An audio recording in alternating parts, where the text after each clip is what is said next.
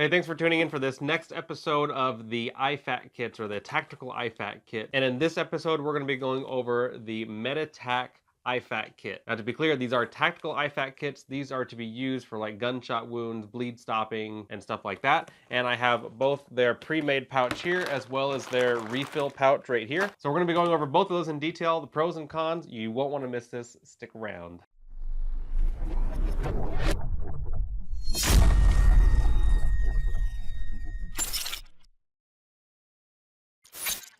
So first of all, the pouch here on the MediTac is pretty good. I do like it. It does have a tearaway, so I can attach this to my chest rig or to my belt. And then all I have to do is undo this right here, this clip, and then you can grab it and pull it off of whatever it's secured to. This also works really well, like if in your vehicle you have one of those molly boards that you can attach stuff to, you can rip this out, take it with you, go treat someone. And then it does have this big pull tab here. It is marked with a first aid sign, as well as you got a MediTac badge here and a first aid badge. Now they do include this extra pouch right here. I personally haven't found a use for it, but it could be good for like holding a whistle or a CPR mask or something like that. The pouch is definitely pretty good. You have this, it pulls all the way open and exposes everything inside. And one of the things I do like is nothing falls out initially right when you open this up. This band right here on the tourniquet could be up a little bit higher, but first I want to go over all the pros, and that is it is a tearaway pouch. And this is actually the only kit that included a CPR mask in case, you have to be breathing on someone. You don't necessarily want them vomiting or getting their fluids into you. So having a little face shield is really nice there. It does have titanium shears.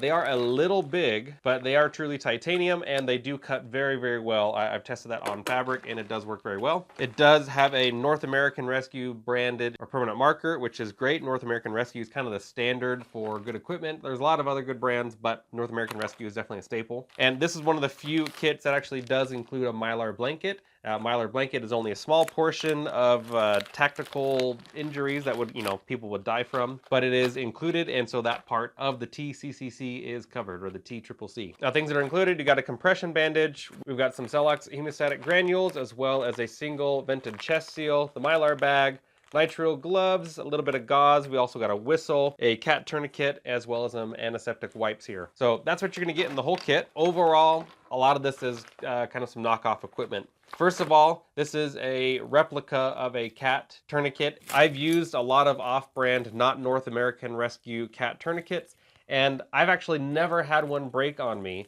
But the real question is, do you want to have a knockoff item in your kit where this may be the thing that stops you from bleeding out in 30 seconds or 60 seconds, could be any amount of time. If you've got a large arterial bleed, you want to know that your tourniquet's going to work. So take that as a grain of salt. That's kind of a con for me.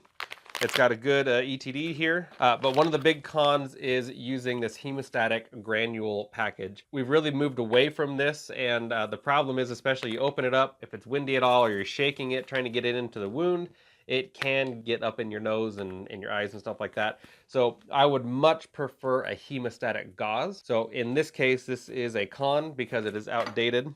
The chest seal is nice that it comes with one, so it's at least got that, but you really should have two, because on a gunshot wound or possibly even being impaled, you may have an in and an out. So you want to be able to close both holes.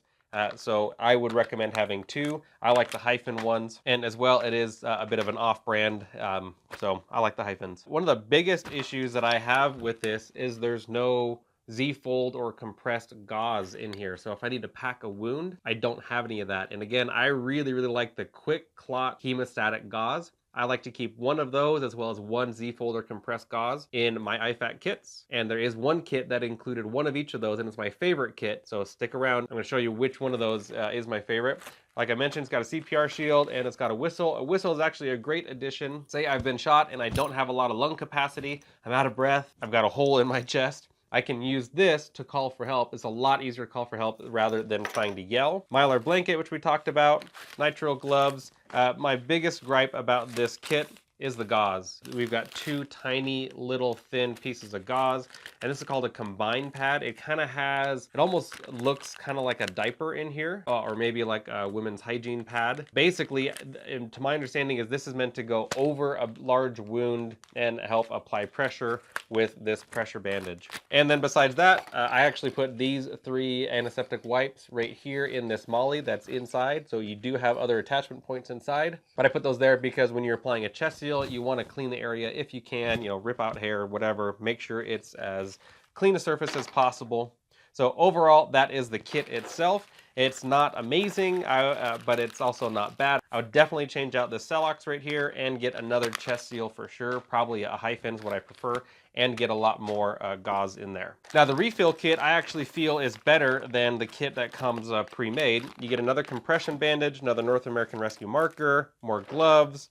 These are stainless steel, not titanium shears, and that's fine.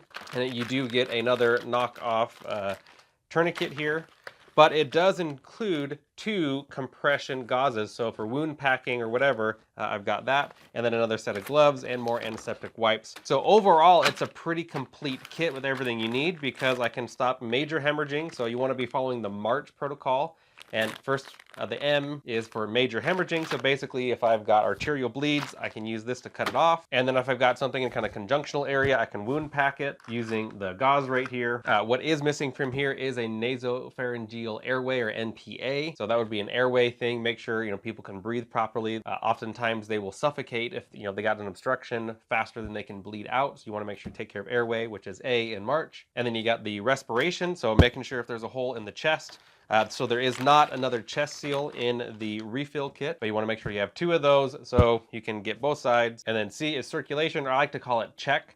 So you're basically rechecking all of your stuff. And then H is hypothermia. There is not a replacement Mylar bag, but you have one in the original kit. Overall, I give this kit like a 5 or 6 out of 10. It's pretty good. Definitely some things I would change out. It's definitely not the best one, but it's not necessarily a bad one. I would definitely rather have this than nothing at all. So if you're interested in this kit, there'll be links down below. Make sure to click the thumbs up and subscribe. And don't forget to watch all the other videos on all these other IFAKs here. And then I will show you which one is my favorite that I used the most in my TCCC class and worked wonderfully for me. So thanks for watching this, and we'll see you in the next one.